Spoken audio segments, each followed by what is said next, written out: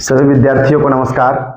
आज फिर से एक न्यू सेशन के साथ जितना भी student Haryana state board of technical education के तहत डिप्लोमा सेकेंड सेमेस्टर की तैयारी कर रहे हैं, तो उन तमाम विद्यार्थियों के लिए यह वीडियो बहुत महत्वपूर्ण है। ठीक है, तो आप लोग वीडियो के साथ बने रहिएगा। देखिए, आज के वीडियो में हम आप लोग के साथ सेकेंड सेशनल जो कि 17 तारीख से, कोई कॉलेज में 17 तारीख से स्टार्ट है, कोई कॉलेज में 18 तारीख से स्टार्ट है, मतलब होली के बाद आप लोग को सेकेंड सेशनल स्टार्ट हो जाएगा। ठीक है, तो आप लोग के लिए सेकेंड सेमेस्टर वाले विद्यार्थी के लिए जिन जिन ब्रांच में आप लोग को ईवीएस चलता है, ठीक है, एक दो ब्रांच में छोड़कर ईवीएस सभी ब्रांच में चलता है सेकेंड सेमेस्टर वाले विद्यार्थी के लिए। ठीक है, तो उनके लिए सेकेंड सेशनल के लिए मोस्ट इंपॉर्टेंट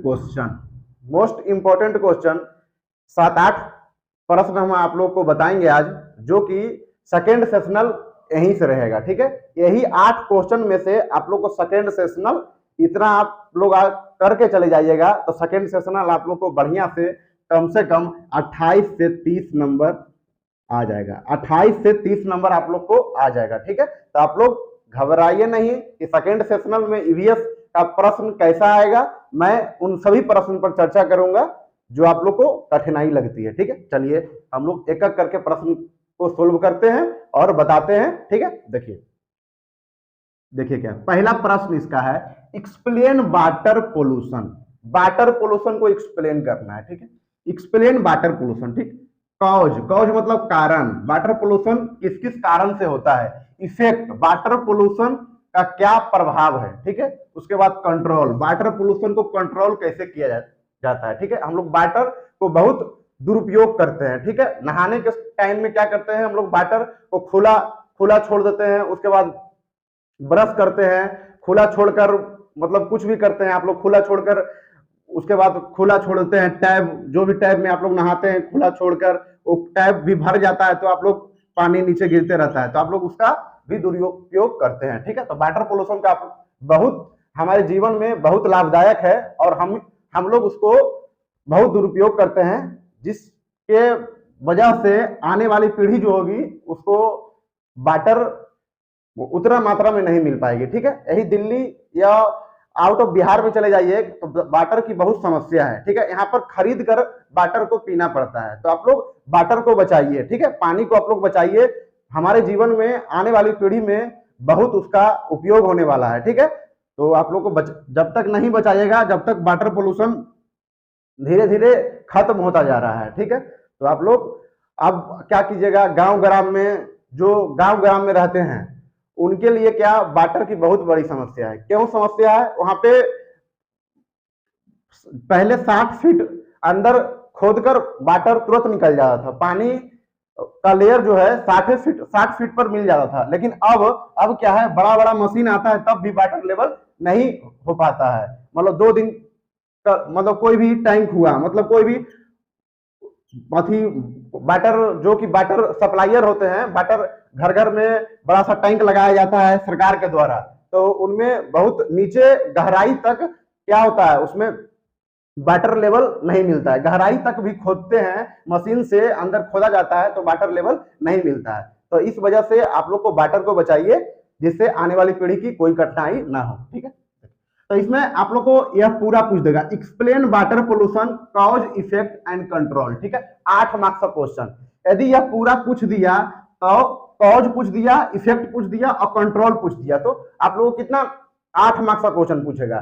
ऐसे डायरेक्ट पूछ दिया 4 मार्क्स में पूछ देगा, what are the effect of water pollution. What are the effect of water pollution या व्हाट आर द कॉज और सोर्स एक ही चीज होता है, कॉज और सोर्स एक ही चीज होता है, तो पूछ देगा what are the cause and source of water pollution. या आप लोग को पूछ देगा प्रिवेंटेशन या कंट्रोल, एक ही चीज होता है, प्रिवेंटेशन या कंट्रोल। ठीक है, प्रिवेंटेशन में भी बचाव होता है, कंट्रोल में भी कंट्रोल किया जाता है, मतलब बचाव होता है। तो आप लोग से पूछ देगा explain for control of water pollution.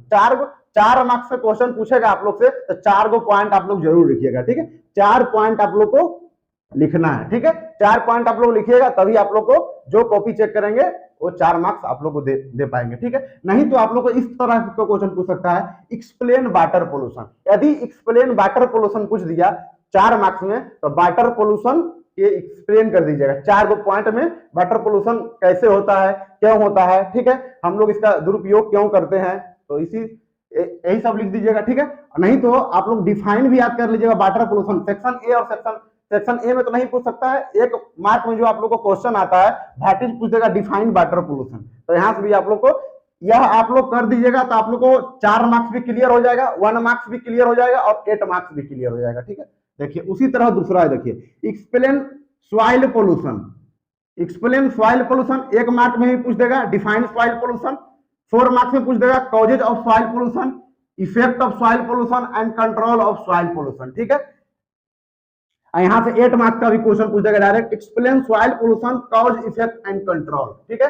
क्या पूछ देगा, 8 नंबर का क्वेश्चन पूछ देगा, यहाँ से 4 नंबर का भी क्वेश्चन पूछ सकता है, explain for control of soil pollution या for preventation of soil pollution, ठीक है। सॉइल पोल्यूशन को हम कैसे कंट्रोल कर सकते हैं, कैसे प्रिवेंट कर सकते हैं, कैसे बचा सकते हैं, ठीक है। तो आप लोग इन सारी प्रश्न पर जिक्र करना है, ठीक है। देखिए राइट शॉर्ट नोट और रिसाइकलिंग ऑफ मटेरियल, रिसाइकलिंग, ठीक है, कोई चीज को मानिए कि कोई चीज को रिसाइकल करना है, ठीक है, उसको मतलब बोतल है, वाटर बोतल आप लोग पीते हैं पानी, वाटर बोतल आप लोग पीते हैं, पी के फेंक देते हैं, तो उसको क्या होता है, उसको उसी वाटर बोतल को रिसाइकलिंग करके जो नया वाला वाटर बोतल फिर आप लोग लेते हैं या पीते हैं मार्केट से खरीद कर, तो ही रिसाइकलिंग होकर आप लोग के पास पहुंचता है, ठीक है। तो उसी को कहते हैं रिसाइकलिंग ऑफ मटेरियल। कोई चीज का रिसाइकलिंग, यदि फोन टूट गया तो उसका रिसाइकलिंग होकर नया फोन बनेगा, कोई चीज बोर्ड है, बोर्ड टूट गया उसको रिसाइकलिंग होकर नया बोर्ड बनेगा, ठीक है। यही सब रिसाइकलिंग ऑफ मटेरियल होता है, ठीक है। देखिए चौथा प्रश्न देखिए, explain global warming, global warming क्या है, ठीक है, एक्सप्लेन करना है। यदि पूछ देगा एक्सप्लेन ग्लोबल वार्मिंग तो 4 गो ग्लोबल वार्मिंग का पॉइंट देना है कि ग्लोबल वार्मिंग क्यों हो रहा है, ठीक है। अब देखिए एंड इट्स 4 इफेक्ट, इसका 4 इफेक्ट पूछ देगा, 8 मार्क्स में भी पूछ देगा, explain global warming and its effect, ठीक है। तो आप लोग 4 पॉइंट इसका दे दीजिएगा और 4-5 पॉइंट इसका दे दीजिएगा, ठीक है। 8 मार्क्स का क्वेश्चन यहाँ से क्लियर हो जाएगा। नहीं तो 4 मार्क्स में भी पूछ सकता है right 4 effect of global warming, right 4 effect of global warming, ठीक है। तो यहाँ से भी आप लोग इफेक्ट याद करेंगे तो हो जाएगा आप लोग को, ठीक है। कुछ नहीं करना है आप लोग को, 4 इफेक्ट मतलब प्रभाव ग्लोबल वार्मिंग का हमारे जीवन में और वायुमंडल में क्या प्रभाव है, ठीक है, ग्लोबल वार्मिंग हम लोग क्यों करते हैं, ठीक है। इस तरह का प्रश्न आप लोग को आएगा तो आप लोग बढ़िया तरीके से कर लीजिएगा। देखिए उसके बाद पूछेगा आप लोग ओजोन लेयर डिप्लीशन, ठीक है, शॉर्ट नोट पूछता है 4 मार्क्स में, प्रीवियस ईयर क्वेश्चन में आप लोग को 3-4-5 प्रश्न में साल में हमेशा पूछता है कि ओजोन लेयर डिप्लीशन क्या है, ठीक है। शॉर्ट नोट लिखना है, मतलब 4 या 5 लाइन में शॉर्ट नोट आप लोग को जो भी बुक चलता है नॉर्थ या ईगल या ईशान का जो भी बुक है उसमें आप लोग को बढ़िया तरीके से दिया हुआ होगा, तो आप लोग 8-10 लाइन पढ़िएगा, 4-5 लाइन तो आप लोग को एग्जाम में आधी हो जाएगा। तो आप लोग ओजोन लेयर डिप्लीशन के बारे में शॉर्ट नोट लिखना है, ठीक है। अब देखिए effect of acid rain, acid rain का इफेक्ट क्या है, प्रभाव क्या पड़ता है एसिड रेन का, ठीक है।